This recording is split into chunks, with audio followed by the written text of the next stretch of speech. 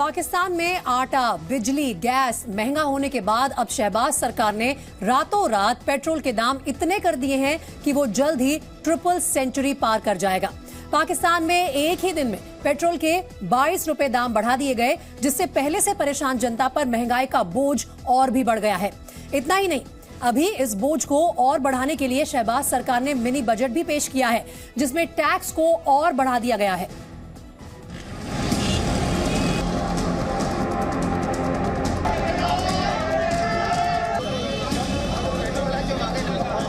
दुनिया भर में आतंक बांटने वाला पाकिस्तान, आतंकियों का मददगार पाकिस्तान अपनी आवाम के साथ क्या कर रहा है? शहबाज सरकार ने लोगों की रोटी खानी मुश्किल कर दी है। आटा महंगा है, गैस महंगी कर दी, आवाम में हाहाकार है। इतने से भी शहबाज सरकार का मन नहीं भरा तो एक और महंगाई का बम पाकिस्तान की हुकूमत ने अपनी जनता पर गिराया है। वो है पेट्रोल बम। पाकिस्तान में एक ही दिन में 22 रुपए पेट्रोल महंगा हो गया है।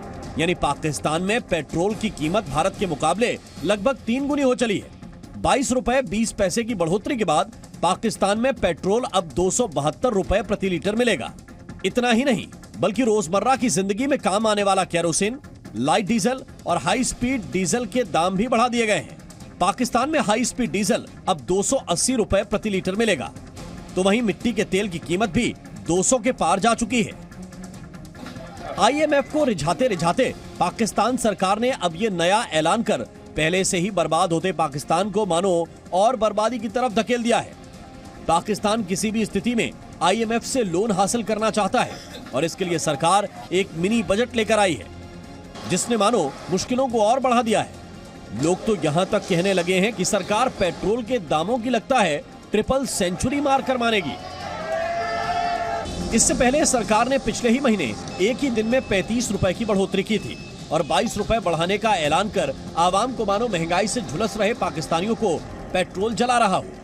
जनता पर बढ़ता भार इतना ही नहीं था तो सरकार ने टैक्स का और बोझ बढ़ाते हुए मिनी बजट भी पेश किया। इस मिनी बजट के जरिए टैक्स में बढ़ोतरी की गई, जिसका सारा भार महंगाई और भुखमरी की कगार पर पहुंच चुकी पाकिस्तान की जनता को उठाना होगा।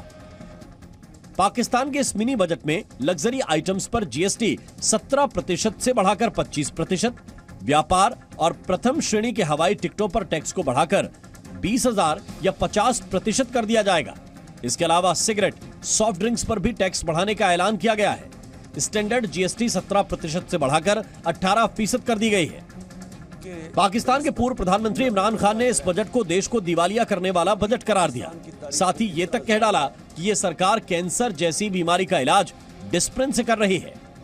आज डिस्प्रिन से हो रहा है, थोड़ी देर का थोड़ा सा आराम आएगा, लेकिन कैंसर जब तक काट के निकाली ना जाए, ये कैंसर फैलती जाएगी, ये कर्जे बढ़ते जाएंगे, आमदनी सुकड़ती जा रही है। पाकिस्तान में पेश हुए मिनी बजट के बाद इमरान खान देश को संबोधित करने पहुंचे थे, जहां उन्होंने महंगाई के इन हालातों के लिए बार बार शहबाज सरकार पर निशाना साधा। नाअहली इनकी ये है कि इन्होंने गलत फैसले कर करके मुल्क को आज यहां पहुंचा दिया है कि इस तरह का बजट लाना पड़ा है, और कोशिश कर रहे थे कि आरिफ अलवी के ऊपर सारा बोझ डाले। पार्लियामेंट में भी नहीं चाहते थे कि डिबेट हो इसके ऊपर। फिलहाल पाकिस्तान धीरे धीरे दिवालिया होने की तरफ बढ़ रहा है। पाकिस्तान का विदेशी मुद्रा भंडार श्रीलंका की तरह ही लगभग खाली हो चुका है।